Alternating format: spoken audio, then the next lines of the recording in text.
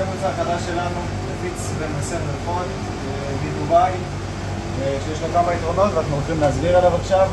הוא מבוסס על שמנים טהורים 100% בלי תרסיסים למיניהם, ירוק, ידידותי לסביבה ולא חונק אנשים שהם רגישים ואסמטיים.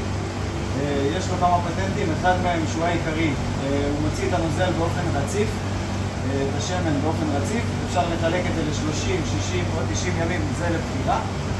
היתרון של הפיזור הרציף של הנוזל זה בשביל שיהיה ריח אחיד לאורך כל השימוש במוצר, ואין עליות וירידות כמו עם ספרי, כלומר אין גל חזק של ריח ואז חלש מדי, הכל אחיד ורציף כמו שאנחנו אוהבים.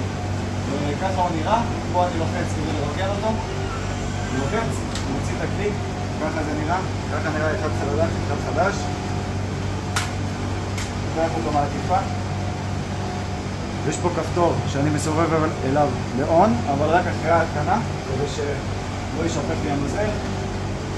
מכניס פנימה, לוחץ און, סגרנו, והמוצר מתחיל לעבוד. אתם רואים את האור הירוק שמערב, זה אומר שנכנס טוב. בהצלחה. תסביר על הכפתור השני. יש פה כפתור נוסף שהוא חיסכון באנרגיה. האור הירוק שאתם רואים הוא מעיד שיש סוללות ושהמכל מלא של החומר.